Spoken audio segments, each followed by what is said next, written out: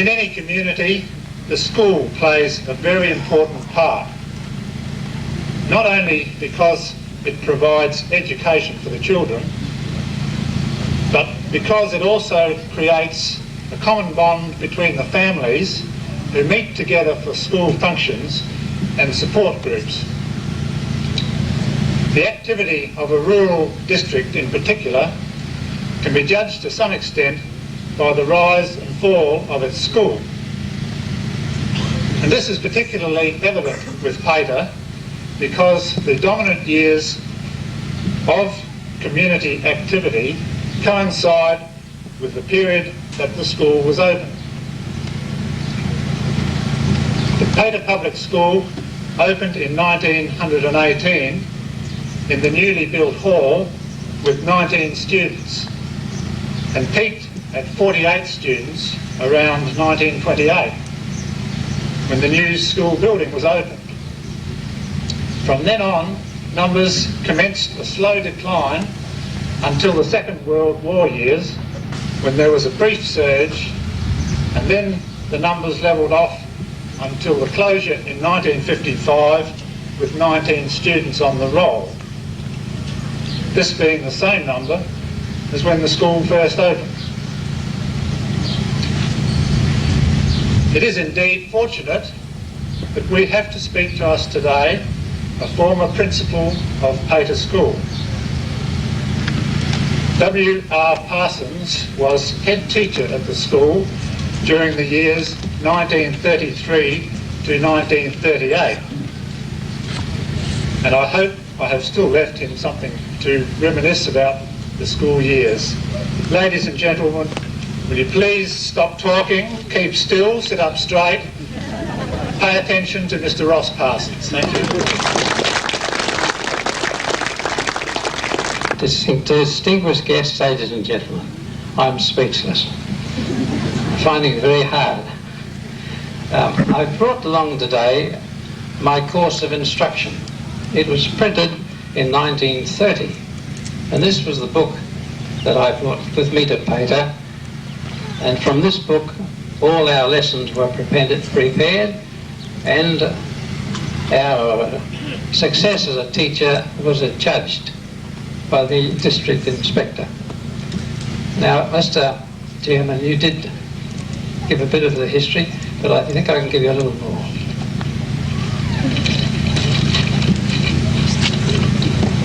In years 1918, 19 and 20, get my glasses on.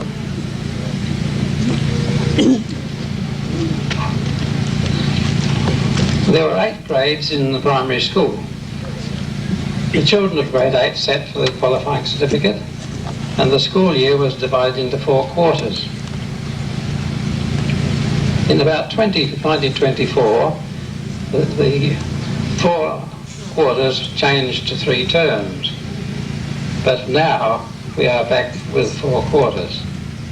Arbor Day was always celebrated in our time, and that was the time when we planted trees. This was to try and keep the country covered as well as we could, and to make a home for the birds. On Arbor Day, usually at Pater, we had a sports day. Parents used to meet every 2 years to raise a school committee or elect a school committee. And these men and women helped to keep the school on its firm footing, raising money for what necessary items were needed, could be bought.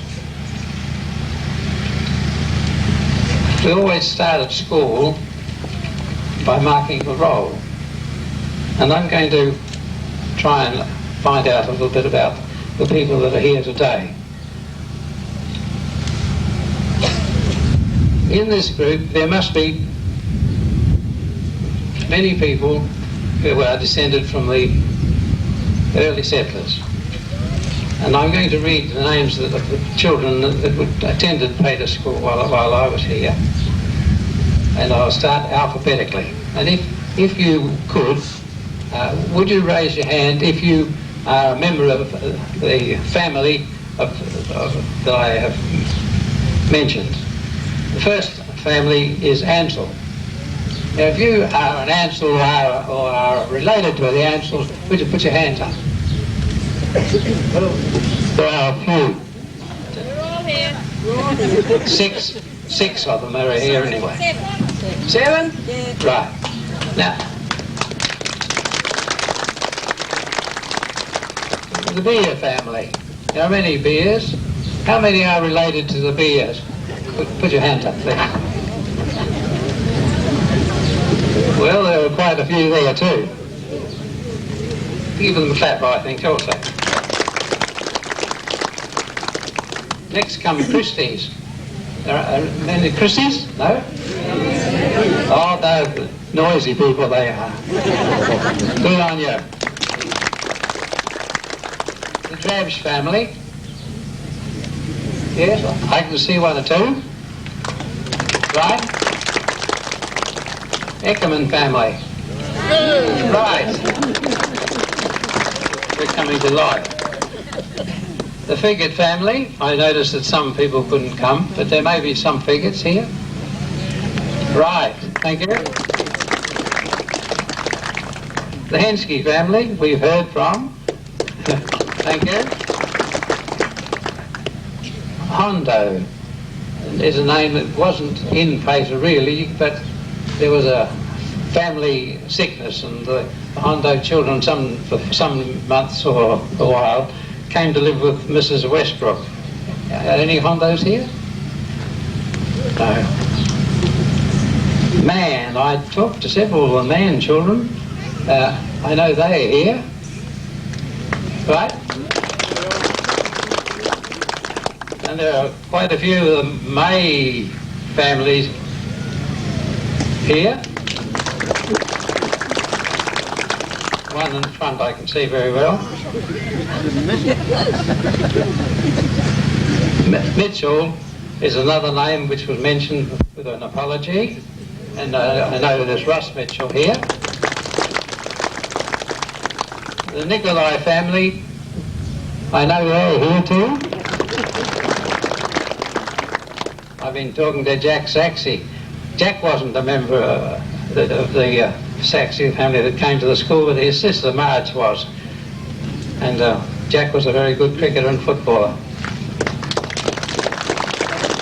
The Schultz family. Right. I know they're here. The Shannon family. I know they're here too. And I've been talking to the Simons family, whom I haven't seen since I left here in '39. There are 3 or 4 members here. 3. The Tearley family. I'm sorry that one particular member of the Tearley family didn't make it his duty to be here. I would have thought he would have spent a few thousand he got off and come out to Pater for this. I believe he lives in Jersey. You know Dick Tearley, don't you? He was the first person I saw at Pater School. And I was in there getting ready for school one morning, the first morning, and the door burst open and a bag went flying into a desk. And I said, "Hey, what are you doing here?" And, well, I always put my bag inside, sir. Well, I said, "Next time you come, you go very quietly, open the door and put your bag down and go out again." Yes, sir. He went through That school, was Dick Tearley. He went through school without missing a day. That is right, yes. Thank you, Colin.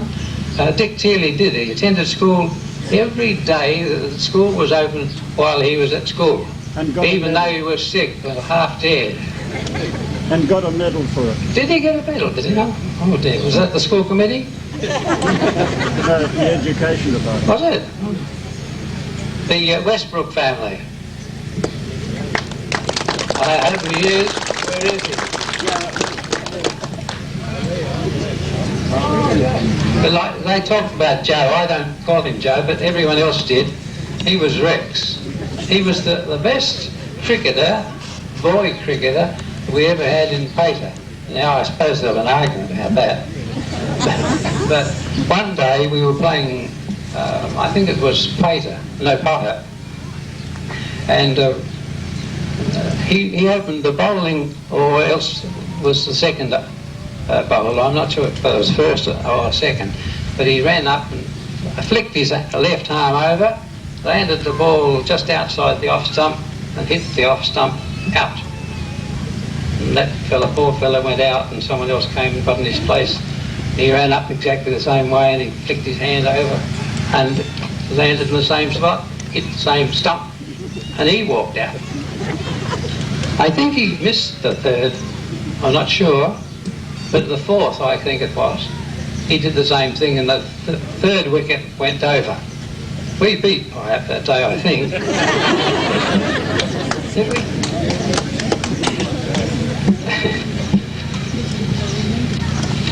Now, the school was opened by Miss Irene Kenworthy.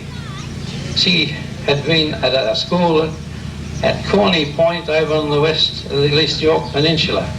And she was appointed to the school on the Sunday, the 1st of April. And she didn't open the school till about Wednesday, I believe, because it took all that much time to get here. She stayed here until March in 1920, when Mr. Harbeck came from Allawoona. And Mr. Harbeck was one of the best cricketers in the country that I know of. And unfortunately stayed only for 1 year. Miss Scholes was the next teacher, and Mr. Gill followed. And I believe Mr. Gill was the first teacher to start a cricket team. When I came to Pater, I found a cricket bat in the woodwork shed, and on it was a little note saying that this bat is to be used for inter-school cricket. And it was given to the school because a very important person called, afterwards he was called Sir Shirley Jeffreys, had watched the boys play cricket while he was visiting Mr. Pitch. Mr. Day followed for a year, and then came Mr. Hamlin, the last of the lucky teachers who taught in the hall. In 1926, a contract was signed with Traeger to build a school, and this was opened in 1927, on the 24th of March. And Mr. Hamlin, with all the children in the school, having to transfer everything from the hall to the new school. It was a mighty job. Mr. Hamlin went to Francis, a married man, in December 1927. He was followed by Mr. Lowry, I think from Tasmania. He was appointed on probation, but resigned. I don't think the children or the people were sorry when he went. Not sure, but I believe that's the case. 9 months here, everybody got the cane with our I still don't hear. Everyone turned up the front and over the top. It's very dry up here.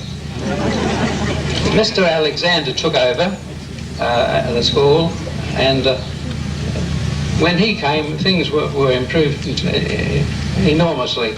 But the weather turned out to be a real terrible drought, and the next year was not much better, and the year after he decided he was going. Anyway, a house was being built, and the contract was signed by Langley and Stacey to build a house for £1,029. Mr. Clapson was the first teacher to occupy the school, the house, and he was not particularly interested in the weather that he had while he was at Pater, and he got out as quick as he could. At that time, my wife and I were looking for a school, and we applied for a school in the country, and we came here in May 1933. We travelled up on the train, and a mighty good train it was, but how slow and how hot. We remained here till January 1939, and that was the time when Adelaide had its hottest day, and we were scrubbing floors and packing things and scrubbing the school out and cleaning the windows.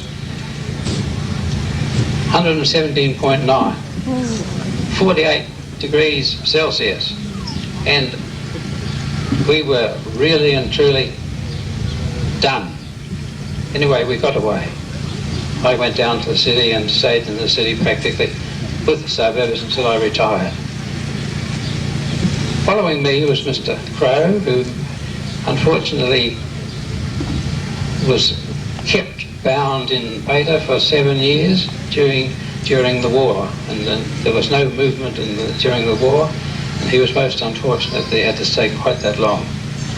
He was followed by Mr. Brinkley, and then finally Mr. Bettison came until the school was closed on the 10th of October 1955. Thank you very much.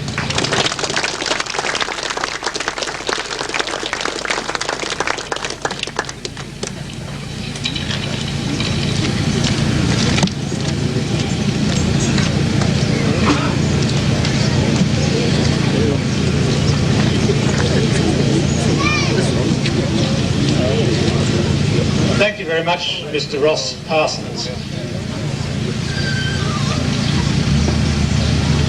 We have just heard from a former head teacher of Pater School, and now we are to have the privilege of having a former student address our gathering. Mr. Bronk Schultz was one of the students who started school at Pater in 1918, on the day in which the school itself was first opened. And because Pater was an area that was being farmed more intensively for the first time in the early part of this century, there were many pioneer families who came to the Mallee in the hope of establishing themselves a farm of their own that could become a living for themselves and their families. For many, this dream was fulfilled, and their children are still farming land in the Pater district now.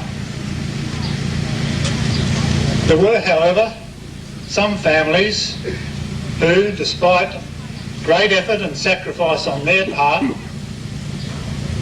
were driven out by circumstances such as drought, low prices, war intervention, or simply bad luck. Most of these things quite beyond their own control. And of those pioneer families who came to the Pater district, Bronk Schultz is one of the sons of those families.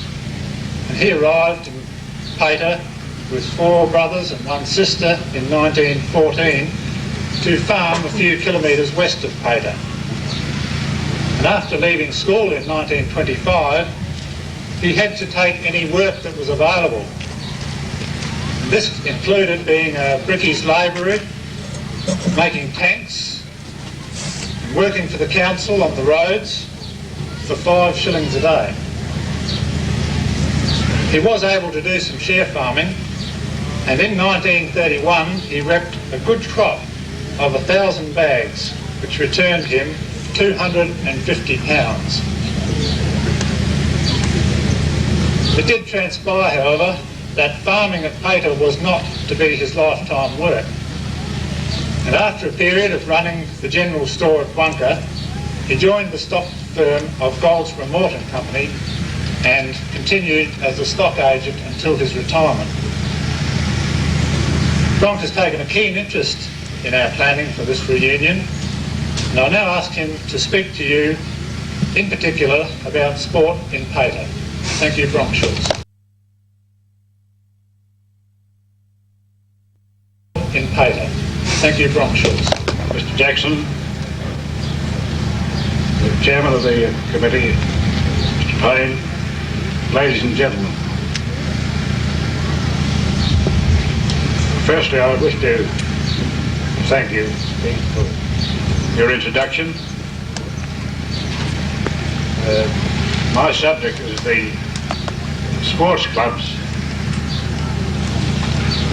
at Pater. We've had very little information on some of these things. There's no records kept, and that made it rather difficult to work all this out. At the same time, we say that as the football tennis club was one who had very little information, and this is the one that I'm going to open with to let you know how things have happened. Right through the piece, we're unable to get any information from practically anybody, and therefore we did nothing in preparation in connection with this affair. It so happened that in the last 3 or 4 days, Mr. Keith Payne received a comprehensive report on the tennis of Pater. Far too late for us to do anything much about it. And it's very comprehensive.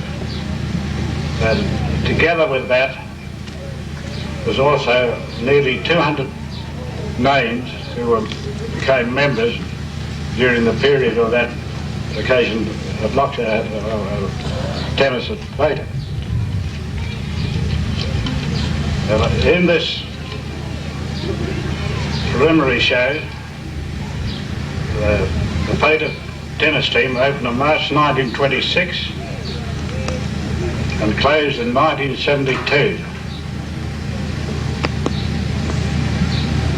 In that period is when those members that I just mentioned were registered.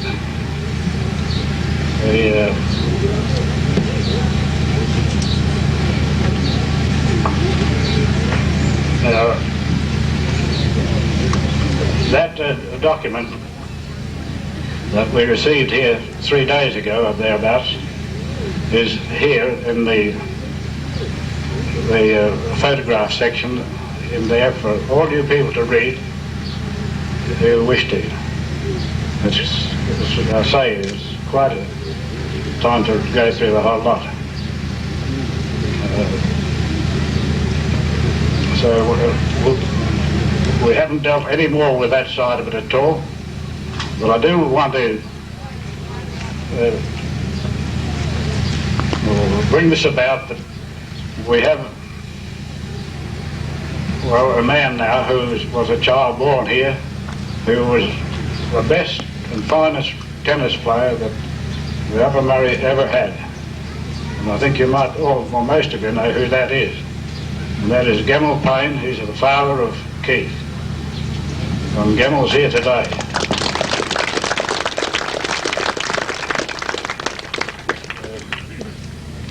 I had quite a lot written about Gemmill, but we've had to condense it down to a reasonable time of speaking.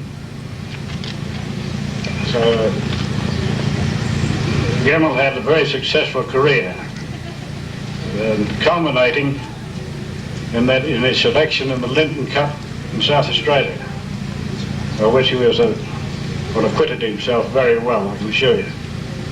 And, his father, of course, was also a talented tennis player, and he was the one possibly responsible for Gemmill reaching the standard that he did, and so forth. There's not much more I can say in regards to that, although I congratulate Gemmill on his series of matches and winnings that he had. And I think that I can say that Keith had his moments of pride and was very proud of his father in winning these various tournaments and that sort of thing. But today it's a turnabout. Gemmell was here, and Keith is the chairman of this reunion. And I think that Gemmell will be very proud of Keith, the way that the reunion has come about, and also the attendance that is now here today. There's nothing more I can speak about that. My main subject will be the sports club. It was football. And I have some early information that I'm sure will be of great interest to you, as well as a highlight in my address. In the year 1930, interest to you as well as a highlight in my address. In the year 1913, Loxton founded an association and called it Loxton Football Association, comprising teams from Loxton, Marook, Pyart and possibly Lyric. The last three were settlements on the river and had been in existence for some time. Out of the bush south of Loxton, in an area which had no name or identity, came a team called Loxton South to complete the association. The Silver Cup was presented to the association for annual competition. The premiers in the first year were Loxton South, and again in 1914 and 1915. Early 1930, a hall was built at an intersection of 6 roads called the Park West Hall. This became a focal point in the district to be used for school, church services, meetings and social events, such as dances and Christmas trees, etc. The Silver Cup won by Loxton South was placed in a display box in the hall and remained there until the hall was demolished in about 1952. The hall was presented to the CWA at Loxton North, and the cup was transferred to the Loxton Football Club room, where it is displayed at present. A big thank you to you, Don Woon, for arranging to have the cup here today for all to see. Now, it's in the building just inside the door, and I think it's of great interest for you people to see what happened with that cup. 1914, the next event of great importance. The railway line from Allawina to Loxton was completed, and the first train arrived on February the 2nd at the station now to be known as Pater. Also in this year, World War broke out, and in addition we had the worst drought ever known in South Australia before or since. After 1915, all sports clubs disbanded for the duration of the war. After peace was declared, however, some clubs did not resume through lack of support, but a few were able to form teams, and unofficial games were arranged whenever possible. Included in these was one from Pater, but known as Tiger Bore. Well, this was possibly the best side Pater ever had. The first record I have of an association was 1926, when a Loxton and District Football Association formed, comprising teams from Loxton, Pater, Allawina, Perina, Maryborough and possibly Marook. Official colours for Pater were red Guernsey with a wide white band and red and white socks, white knickers.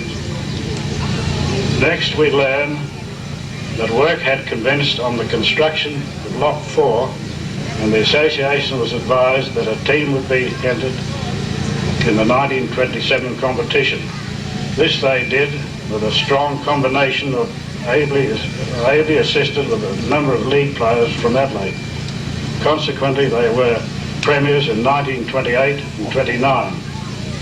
Work on Lock 4 finished in 1931-30, and then football teams had dispersed, or their football team had dispersed. However, Loxton had split into two teams, namely Olympians and Imperials, and together with Taplin, Talbot, Pyatt and Wonka, who at various times were in the association and had acquitted themselves very well.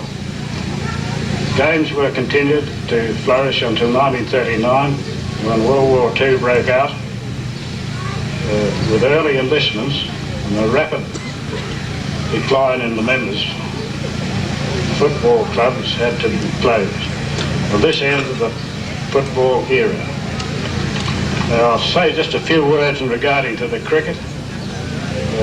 Very little information on that. I'll just mention some of the very early and best cricketers they had now. They had the Mayor of Loxton's father was one of the early settlers here. Now, he was one of the good cricketers they had, together with Bert Mutter, the two Edwards, Bruce and Sam, and also the connection that the Beer family had in cricketing was amazing. Now I don't know when they first started to play. I recently read that Loxton had formed a cricket team in 1913, and undoubtedly that Pater, which was then Pater, would have, or the next year would have had a team in the association. With those remarks, I'll close and thank you very much for listening.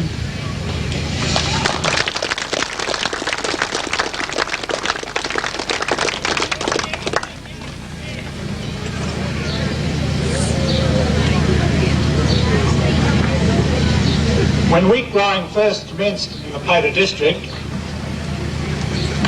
the problem arose of how to transport the family's provisions and the fertiliser needed to grow the crops, and when the crop had been reaped, how to get it to where it was needed for consumption or for further shipping.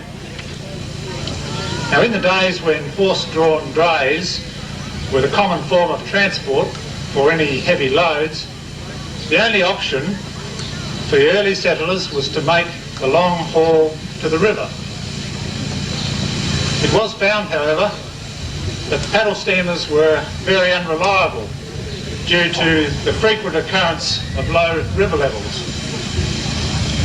And the installation of weirs and locks, whilst it made the river transport more reliable, the problem of the distance to the river still continued. And so pressure began to mount on politicians to provide a railway system for the Northern Mallee. And it was the completion of this that made wheat growing possible in this area.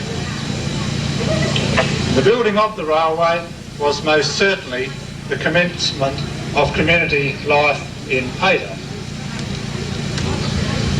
And the fact remains that in its heyday, the majority of people who actually lived in the township were the railway fettlers and gangers and their families.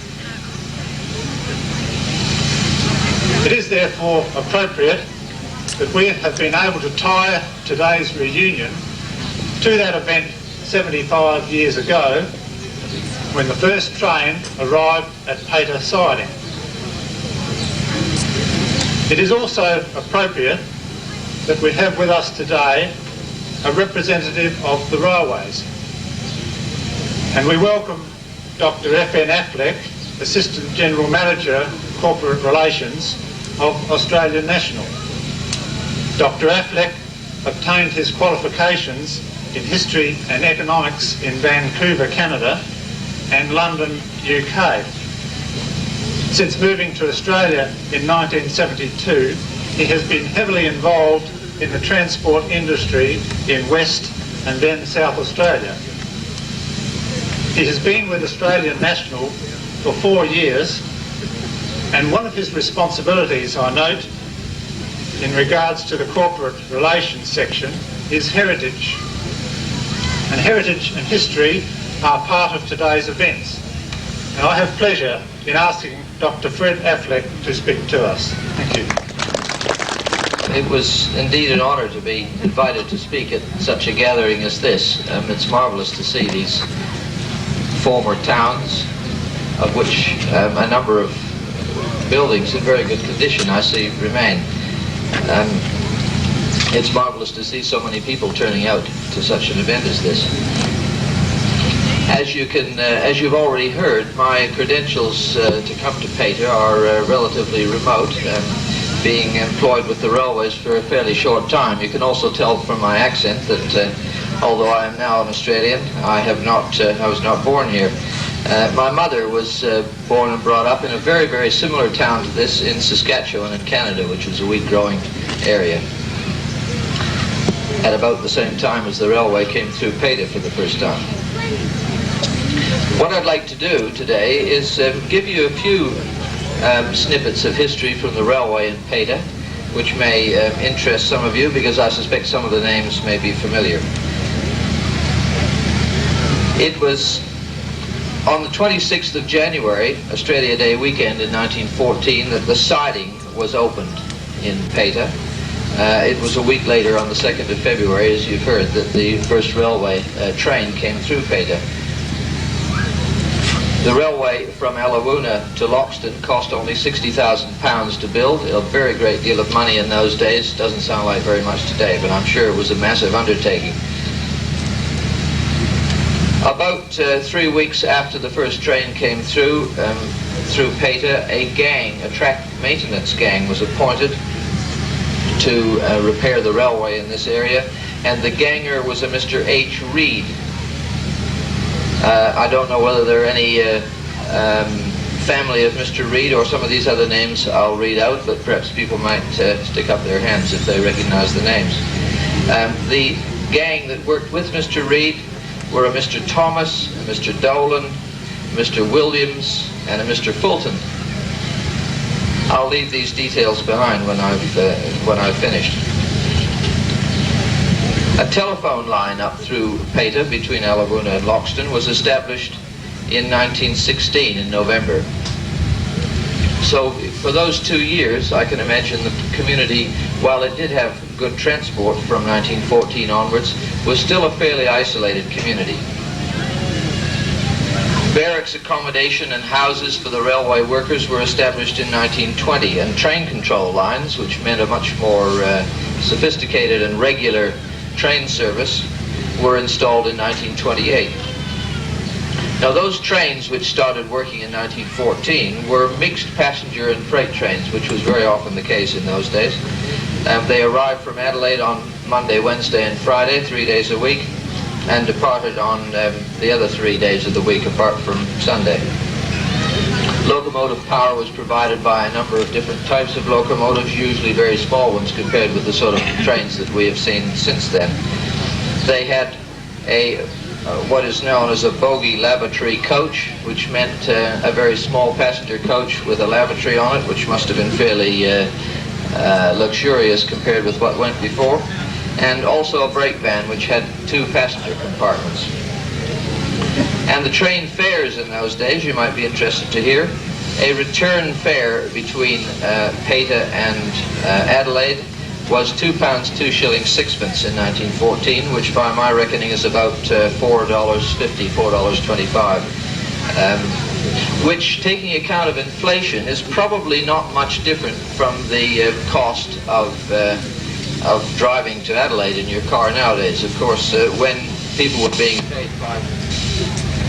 were being paid 5 shillings a day to work around here, £2, 2 and 6pence was a great deal of money. So I don't imagine there was very much first-class travel between here and Adelaide.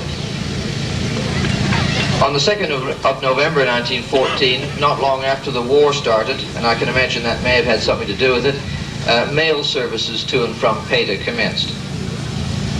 And a Mr. Norman Johnston handled the seal mail bags to and from the railway station. Sheep and cattle yards were put up in 1925. And the main traffic that went out of here, apart from grain, of course, which was the largest traffic, was firewood, and there was also a good deal of eggs and cream, sheep and cattle, and some mail. Inwards, groceries, of course, general produce, farm machinery, mail, and consignments to the local track maintenance gang, which would have required a fair bit of materials and equipment. In 1924, there was 8,500 tons of grain shipped out of Paita, which is a great deal by today's standards, and almost 3,500 tons of firewood, which indicates the speed at which the local area was being cleared for further agriculture at that time. Water was delivered once a week to the gangers' homes using concrete tanks situated close to the track. Now, I think the railway activity at Paita continued much on the same sort of scale for many, many years. And certainly the railways were the mainstay of the country transport system, not only in this part of South Australia, but elsewhere, for in some places up to a century, certainly here for 50 years.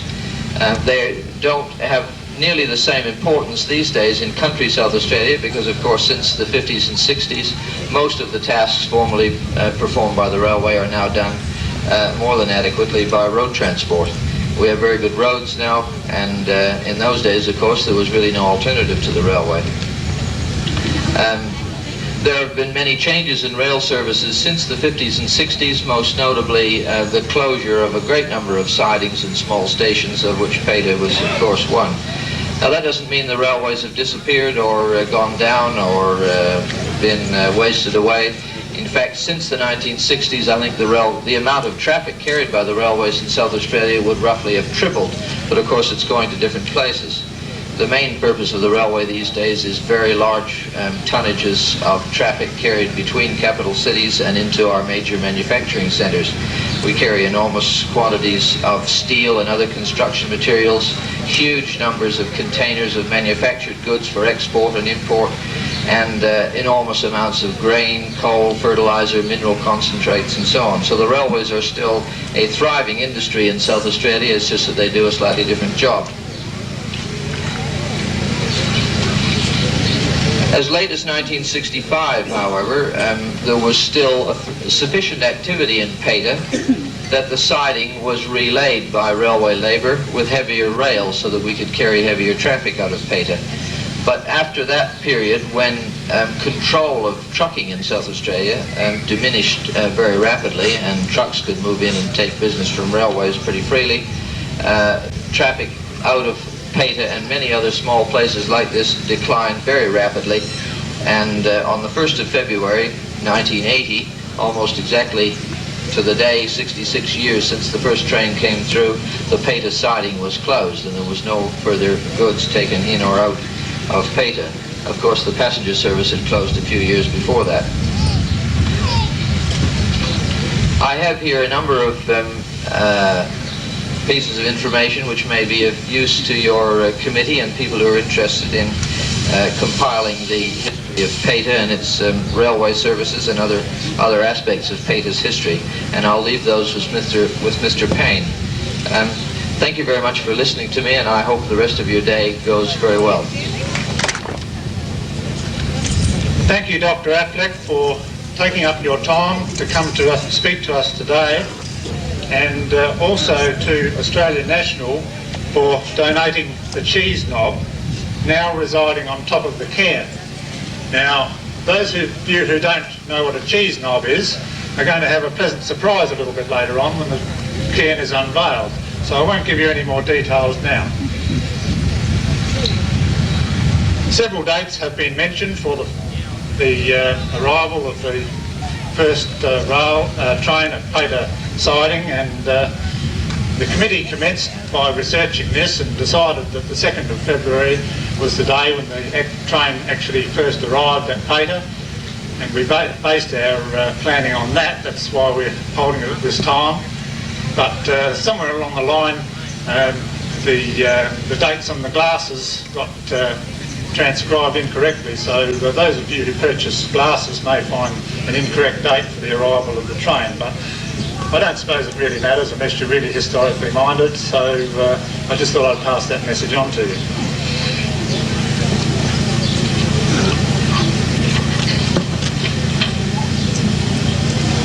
Now, we have heard from Dr. Affleck, and it would have been good if we could have organised a train to arrive in Paita today. And Now, in order to capture some of the atmosphere of that time when steam trains used to puff their way sort of over the hill. Now, what not?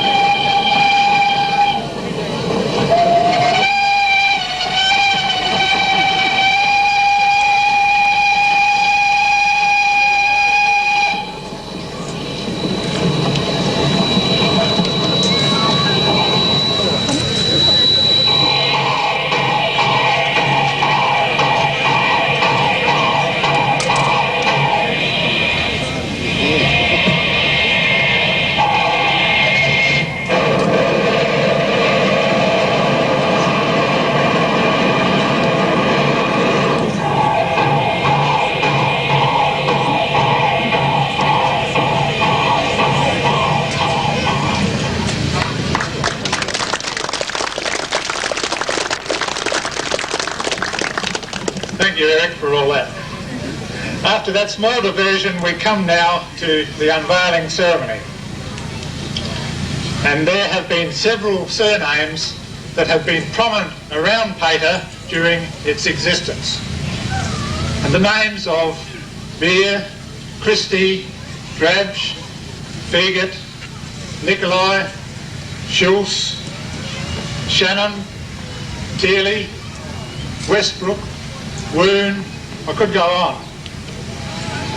They're all well known to the Pater district. And we had to choose someone to unveil the cairn whose family had been pioneers of the district and who has also themselves played a significant part in the life of the district. And the name of May can well be included with those I have mentioned. And we're pleased that Mr. Ralph May has agreed to unveil our cairn. And Ralph is the son of the late Bill and Nellie May and has lived most of his life in Pater. And he had to walk to Pater Hall when he went to school through Mallee Scrub. And he stayed at school until he was 13. When his father became sick, Ralph had to return to the farm and to do the seeding. And after working at wheat lumping, he leased the farm where his son Peter now lives, and he subsequently bought it in 1937. And in that same year, he married Dorothy Leggett. And a special welcome to Dorothy today.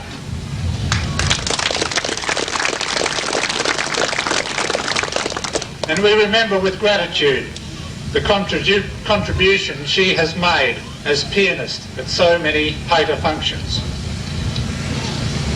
Ralph and Dorothy were strong supporters of the Congregational Church, with services held in the hall for many years.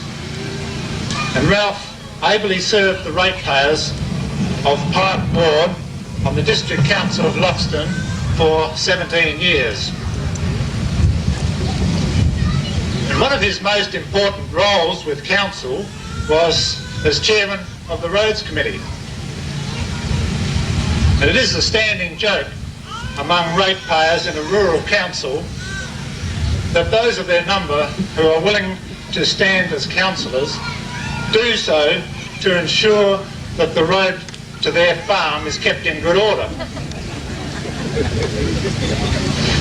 But I can assure you that it is of course mere coincidence that during Ralph's time on council, the road past his house was bitumenised. And in a moment I'll ask Ralph to come forward to say a few words and then to dedicate the trees and unveil the cairn. But first, can I briefly explain about the planting of the trees? The committee resolved to contribute to the preservation and beautification of the Pater Township by planting trees, and with due respects to the school children of Pater, who were mentioned earlier, who planted trees on Arbor Days, very few of these survived. Now, with this history in mind, we decided to increase our chances of success, and so we didn't attempt to plant our trees today. So they were planted in the spring of last year, and at this stage anyway, they appear to be flourishing. So, thank you, Ralph May.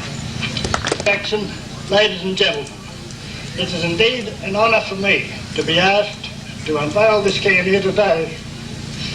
Before doing so, I'd like to congratulate the committee for the wonderful job they've done here.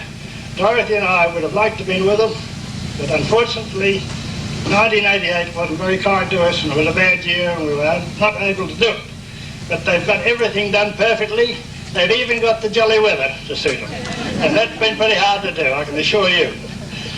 Now, I'm here to do the unveiling of the unveiling of the park, but I'd like to say a few words about the railways. Firstly, when the old settlers come here, it must have been the biggest bonus of their lives to see that train come in. I've been trying to imagine what it would be like to come into this place all scrub. No railways, no schools, no meeting places, and no water. It all had to be done before they got a start. And believe me, ladies and gentlemen, they must have had a big heart. But they battled through, they got it done. And we lived alongside the railway line for many, many years. 40 years we spent down there. And many a time the train went up to that hill, couldn't get up, back, and I've seen it do that 3 times. And go right away up the hill up here to get speed up to get up that one. But nowadays, of course, they've improved quite a lot. The old hall, which was down there, was one of the hardest things I think I ever done in this part, was to pull it down, or solve it. It was a jolly shame. I read some minutes. I tried to get hold of the minutes from the council. I thought they were there, but unfortunately we cannot find them. When the old settlers came here first, they used to meet in the houses. Meeting was always held as near as possible to the full moon, so they could drive their buggies and traps down without having lights. That was in the minutes, and another minute was held where they held a picnic down here in a paddock alongside the scrub. The men had to pay a shilling to get in the gate. The women got in free, providing they bought a basket. And that money went to help build the hall. It would have been very interesting to know just what that hall had cost to build, whether the stone had been raised, how they carted it, who carted it. I've got when it was pulled down, we've had a lot of flack come back at us for pulling it down. It was in such a state. And we put a supper room on the back in my time. We put electricity on, and that was going reasonably well until the school closed. When the school closed, it wasn't used at all. And we got rid of it.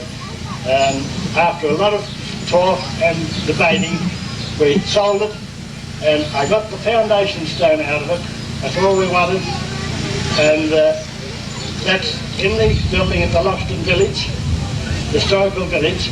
At the present time, all it's got on it is this stone was laid by William Angus, Esquire, MP, on the 29th of September 1917. And I'd like to see a little plaque put on the back saying this stone originally came from the old Pater Hall. And I think, after talking to the Mayor Jackson and a few others, I think that possibly will be done in the near future. And I'll be very happy to see that. Another thing, the school days in that hall, I done nearly all my schooling there, and a lot of you may remember the time that Laurie Figert and I stuck a pin up in the teacher's seat. And I'll never forget it. I think if my neck wasn't so stiff and I could look behind, I still got a red mark across my backside. He didn't see the joke, sure, and it was a pretty lousy thing to do, but we done it, and it caused a bit of fun that day for the other kids anyway, but not for us. However, ladies and gentlemen, I don't want to take up any more time. I know it's getting hot. I'll go down before the full ceremony, but before doing so, I would like to dedicate these trees out here on the highway. I haven't seen them, but I hope they do well. I'd like to dedicate them in memory of the old pioneers, and if they do as well as those down in front of Peter's Place and these, those down there are 26 years old and these would be about 20 years old. So once they get up like that, they'll be lovely to see, and it'll be a memory to the old settlers of this area. Now I have very much pleasure in going down to unveil the plaque. Oh, for goodness sake.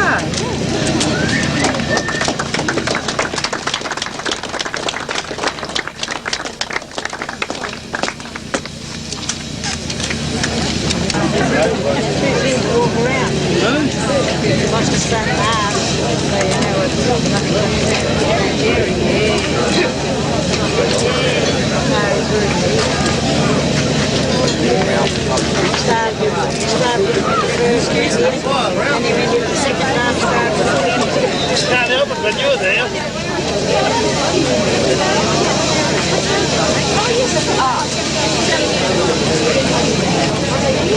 Our can, and before you disperse, there's just a few more things I'd like to mention about the rest of the day. Firstly, could you please bear with us for a little while, because we're not going to have any more speeches after I finish now, so if we can get all that over and done with for the time being, then you'll be free to go off, have your lunch and talk, and that'll be for the rest of the day. So could you just bear with us just for a little while. One thing I'd like to point out is that the cairn was entirely built and designed by the members of our own committee. Also, the limestones from original stone buildings from the Pater area were used. And I'd like to, at this stage, thank all our guest speakers. We certainly appreciate you speaking to us today. And the event has been planned for over 12 months, and my name was mentioned as perhaps being a catalyst. For those of you who know your chemistry, you know that a catalyst is something that makes a chemical reaction happen without doing anything itself. And this is the way it's been with our committee. So I'd like to pay tribute to our committee that we've had today, and I'm sorry that you had such a long wait to register, but our committee wasn't sure how many would come here. We knew there'd be about 20 because that's the number on the committee. But the committee that was elected was Roger Biggins, Bert Christie, Dennis Drabsch, Alan and Helen May, Peter May, Ross and Pauline Mitchell, Eric Nicolai, Geraldine Payne, Margaret and Donald Vallis, George and Dorothy Vallis. And of course we had several other helpers over the period with our committee, including the spouses of them. And of course we wouldn't have been able to hold the reunion without the cooperation of the owners of the properties involved. And to Murray and Dorothy Hall, Graham and Shirley Butson, Clem and Mark Dakey, and Charlie and Val Mines, a big thank you.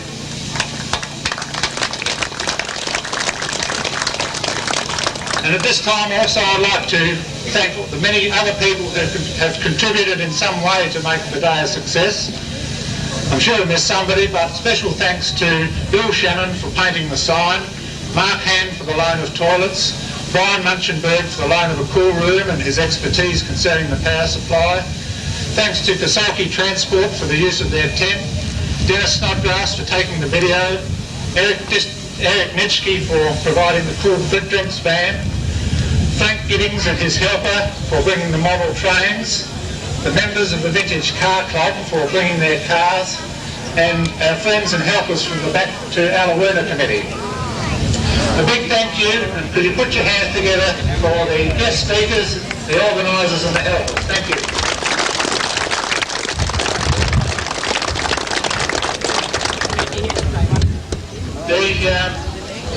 Just briefly about how to find your way around Pater Township as of the 5th of February 1989. Now, I hope each one of you has had the opportunity to sign the registration book, because we want a permanent record of all those who have attended. And the registration fee of $5 per adult, it is to defray the considerable costs incurred by the committee in organising the day's occasion. And despite many hours of voluntary labour, we had to pay out quite a bit of money. And of course, any money that happens to be over will be donated to the Royal Flying Doctor Service. So if you haven't done so, could you make your way during the day across to the registration area? Thank you.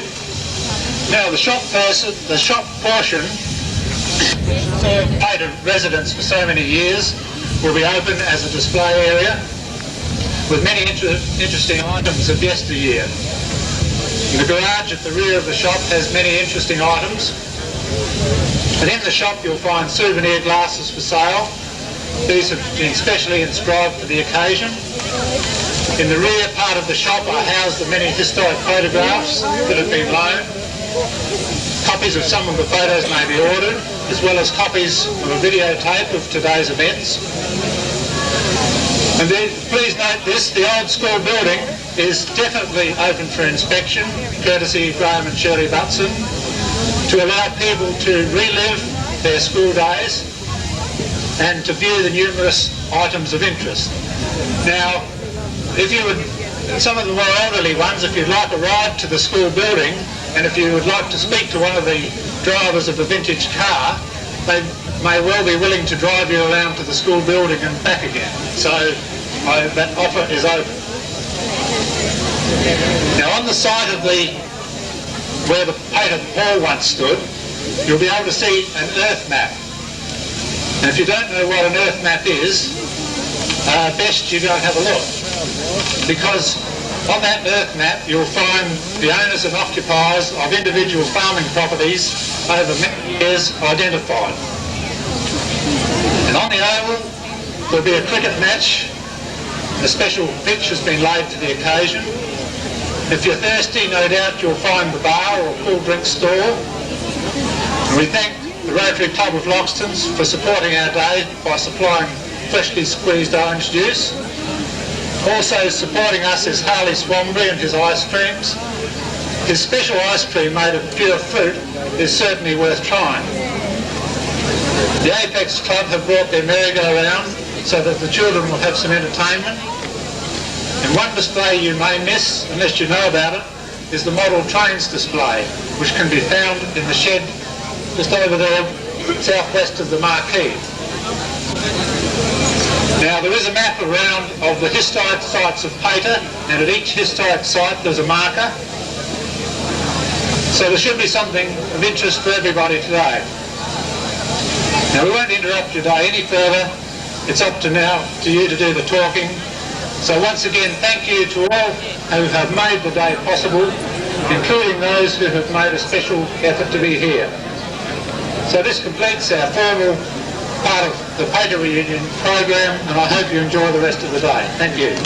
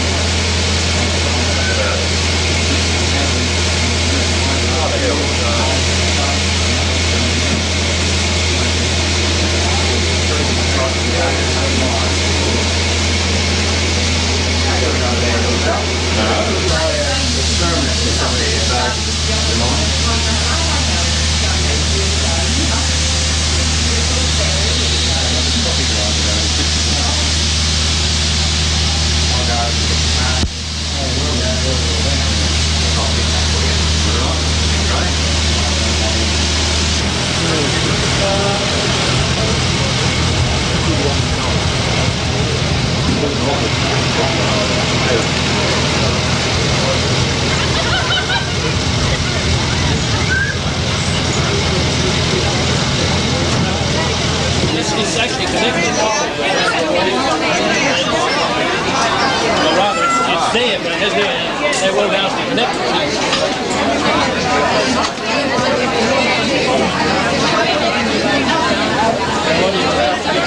They know it. Film star prospects around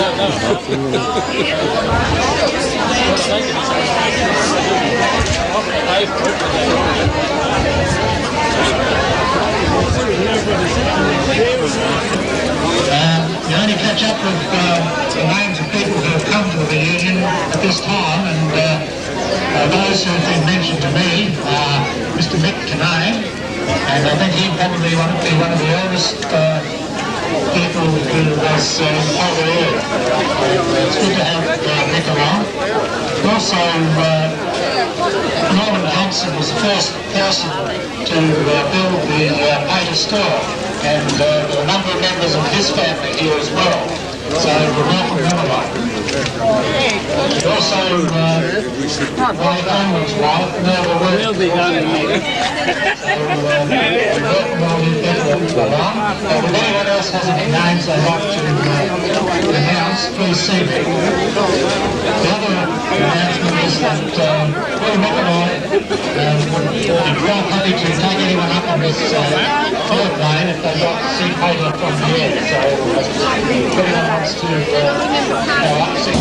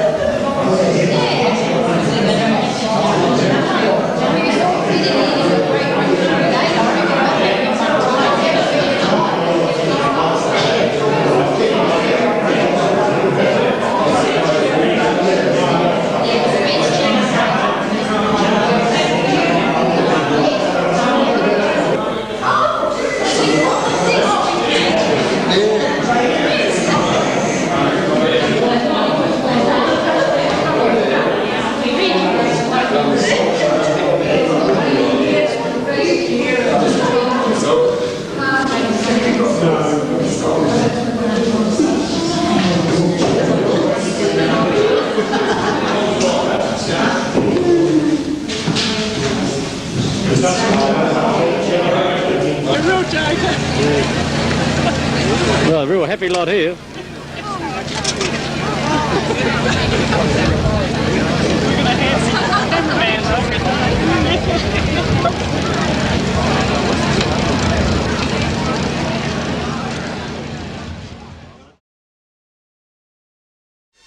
very successful and enjoyable Pater reunion, with many wishing that it could have continued for longer to allow more time to talk and more chance to renew acquaintances.